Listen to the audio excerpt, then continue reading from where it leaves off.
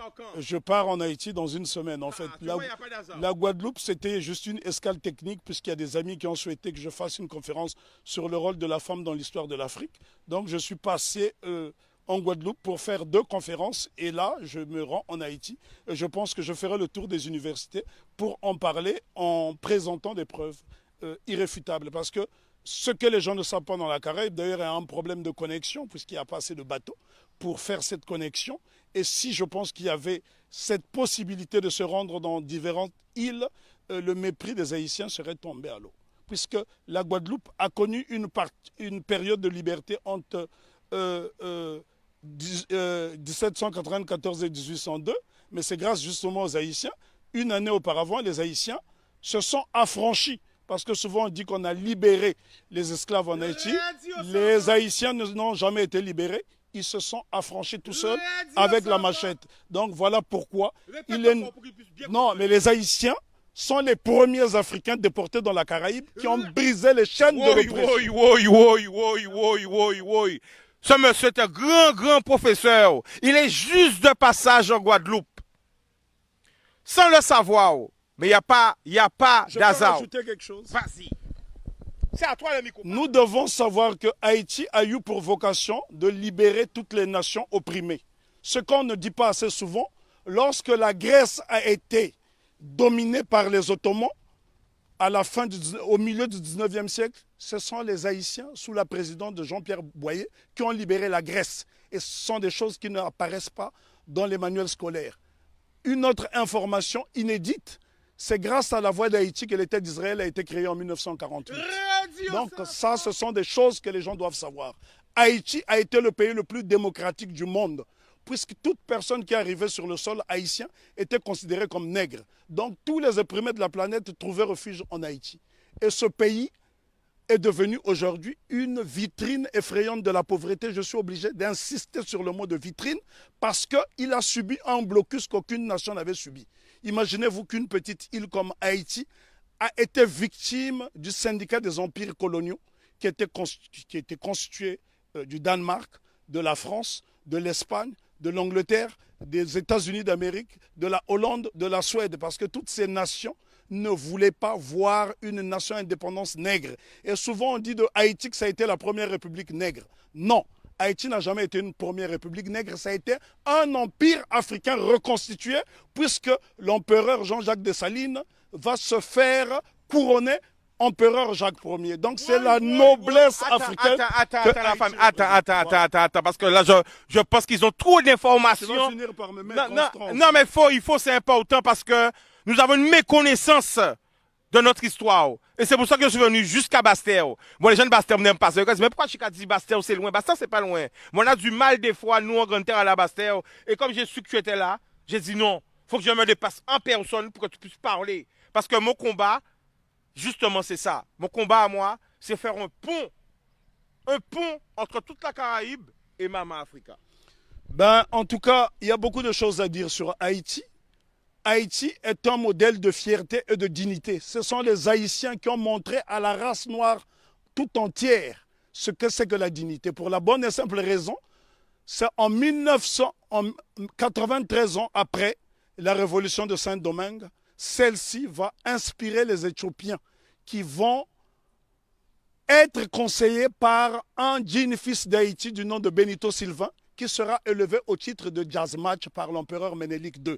Lorsqu'on parle de la bataille d'Adoua, ce qu'on oublie de mentionner, c'est que l'empereur Ménélique II, qui a mis fin à l'impérialisme sur le continent africain, en tout cas c'est lui qui a signé l'acte de décès de l'impérialisme sur le continent africain le 1er mars 1896, 93 ans après la révolution de Saint-Domingue, c'est un Haïtien du nom de Benito Sylvain qui le conseille. Donc ce sont des choses à savoir et à intégrer. Je souffre de voir que les Haïtiens sont la risée du monde dans la Caraïbe, alors qu'ils sont ceux qui nous ont montré la voie de la rédemption. Donc respect, big respect à Haïti. En tout cas, je me sens haïtien. Moi aussi. Alors attention parce que l'émission a tellement lourd. C'est ça, parce que l'émission a tellement lourd qu'elle est obligée de faire pression qui dit comme ça, tellement vérité.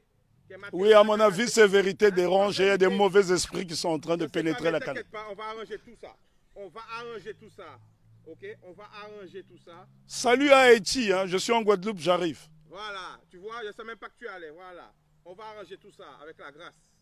Ok, eh bien, tout marche bien. Alors, vas-y. Alors, pourquoi justement nous avons, nous, tout près comme ça d'Haïti, on a cette méconnaissance de l'histoire?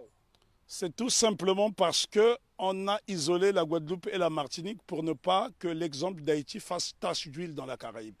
Voilà la crainte. Parce que Haïti a été une nation prospère. Il faut visiter Haïti pour se rendre compte.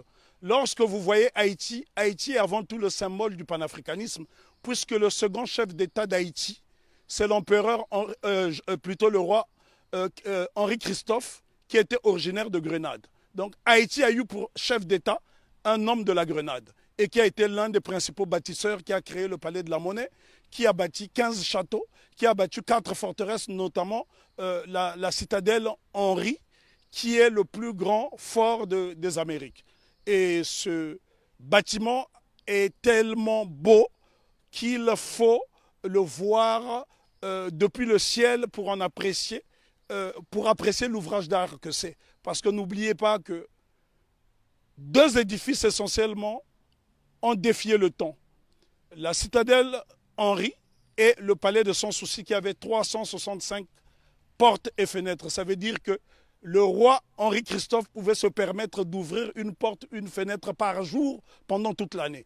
Et c'est pour vous dire à quel point, et les architectes étaient tous noirs. Si vous allez par exemple dans la ville de Kenskoff, vous trouverez le fort Alexandre et le fort Jacques qui sont reliés par un tunnel et c'est à 1200 mètres d'altitude. La question qu'on doit se poser, comment les Africains déportés à Saint-Domingue ont pu construire ces édifices qui ont défié le temps. Aujourd'hui, lorsque vous voyez un cyclone dans la Caraïbe, il suffit d'un petit cyclone pour que les maisons s'envolent, alors que les Africains ont fait exploser leur génie pendant la période de captivité. Bien que les Haïtiens se sont affranchis dès 1793, parce qu'il ne faut pas croire à ce que les historiens disent en faisant croire que les Haïtiens ont été libérés. Non. Lorsque les négriers sont arrivés, les Haïtiens étaient déjà libres, puisqu'ils avaient lancé ce fameux slogan « Coupez tête, boulet caille ». Et il y a un homme dont on ne parle pas, on parle souvent de Toussaint Louverture, qui fut le plus grand des généraux nègres de tous les temps. On parle de Jean-Jacques Dessalines, je dis béni soit leur nom pour l'éternité, mais seulement il y a un jeune colonel qui s'est battu âprement lors de la bataille de Vertières, c'est Capois-la-Mort, François Capois-la-Mort, qui a défié les canons de l'insolence, les canons de l'arrogance en disant « j'aime la mort ». Et Capois, on le retrouve sur le billet de Sangourde en Haïti. Ce sont là des éléments essentiels que nous devons connaître afin d'aller vers l'émancipation définitive. Alors, en résumé, pour parler d'Haïti. On ne peut pas résumer l'histoire d'Haïti, elle est trop belle, elle est trop grande, elle est trop belle. L'histoire d'Haïti, oui, on ne peut pas résumer l'histoire d'Haïti. Haïti, on doit en parler avec passion.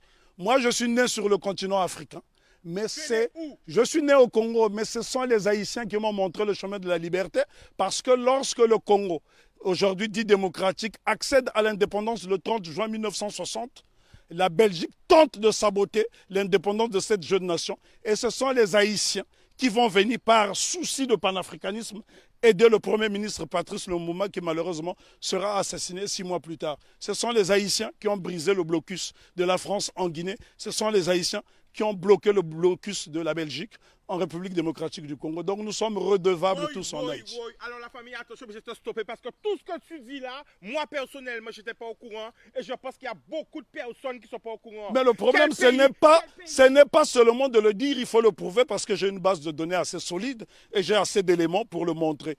Quand vous voulez, invitez-moi, je vous ferai un exposé dense sur Haïti. Il nous faudra 2 jours parce que lorsque je parle d'Haïti, je suis dans un temps second. Je suis en transe. Mais pourquoi? On ne peut pas parler d'Haïti de façon légère parce que cette révolution est la première depuis que nous avons perdu l'initiative historique. C'est la première qui est victorieuse parce qu'il y a eu des révolutions aux États-Unis. Il y en a eu au Brésil, notamment avec la création du Quilombo de Palmarès au Brésil avec Zumbi. Mais sauf que toutes ces révolutions dans la Caraïbe ont été étouffées. Si vous allez par exemple en Antigua, vous avez un village qui s'appelle Liberté où les Africains se sont affranchis très tôt. Mais toutes ces tentatives de souveraineté n'ont pas été concrétisées. Donc ce sont les Haïtiens qui vont pérenniser. N'oublions pas que Haïti sera envahi pendant 29 ans par les États-Unis d'Amérique pour punir cette nation d'avoir vaincu les Blancs. C'est Haïti qui a libéré l'Amérique latine avec Simon Bolivar. Et encore, lorsqu'on dit que c'est Haïti qui a libéré, ce n'est qu'une partie d'Haïti, puisqu'à cette époque, Haïti était divisé en deux. Il y avait Haïti du Nord, qui était un royaume dirigé par le roi Henri-Christophe, et il y avait le Sud, la République du Sud d'Haïti, qui était dirigée par Alexandre Pétion. Et ce bout de terre d'Haïti du Sud va donc donner des soldats, de l'argent à Simon Bolivar pour aller libérer une bonne partie de l'Amérique latine. Si vous observez les drapeaux de l'Équateur, du Venezuela, de la Colombie, vous trouverez des armoiries similaires, même les couleurs, à celles du drapeau d'Haïti. Donc c'est très important pour nous d'étudier Haïti parce que Haïti, c'est le symbole de notre fierté.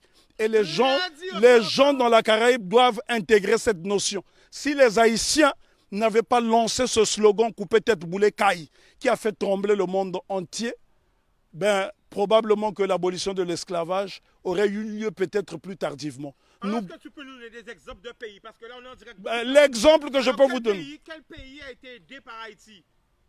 Ben, le Congo, pays dont je suis originaire, la République démocratique du Congo a été aidée par Haïti parce qu'en 80 ans de colonisation belge, les Belges n'ont même pas été fichus de former une dactylographe. Et la première dactylographe qui va dactylographier le discours de Lumumba, c'est Suzanne Peck, qui est la mère de Raoul Peck. Donc Haïti est au cœur de notre émancipation. Haïti a aidé l'Éthiopie, Haïti a aidé la Grèce de se libérer. Là, je vous parle de l'Europe. Haïti a aidé la Guinée. Haïti a toujours été au cœur de notre lutte. L'exemple le plus simple, lorsque vous arrivez à Cuba, sur les bords du Malecón, vous trouverez un grand monument qui est dédié à Antonio Maceo. Très peu de gens connaissent ce héros qu'on appelait à l'époque le Tito de bronze. Lui-même qui est le véritable père de l'indépendance de Cuba. On vous parle souvent de José Marti, mais en vérité le père de l'indépendance de Cuba, celui qui a lancé les hostilités contre les Espagnols, c'est Antonio Maceo. Lui-même a été formé en Haïti. Donc Haïti, si vous allez à Cuba, les Haïtiens sont très respectés. Il y a des localités entières où on trouve des Haïtiens. Il n'y a que dans la Caraïbe francophone où on voit ce mépris.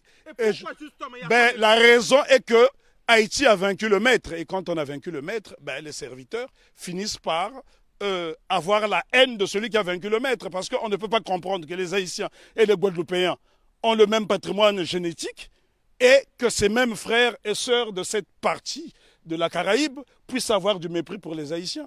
Les Haïtiens sont ceux-là qui incarnent la noblesse. Lorsqu'on parle de la pyramide, ceux qui sont au sommet de la pyramide, ce sont les Haïtiens et puis les Éthiopiens parce qu'ils ont été des nations invincibles. Imaginez-vous que les Haïtiens ont combattu une armée motorisée rien qu'avec des armes rudimentaires. Au point où Maitland, gouverneur britannique de la Jamaïque, viendra supplier à Toussaint Louverture de lui remettre un bateau. Haïti avait l'une des armées les plus puissantes d'Amérique. Et c'est un Haïtien du nom de Jean-Baptiste Pointe du Sable qui crée la ville de Chicago, qui est l'une des plus grandes villes des États-Unis d'Amérique. Donc,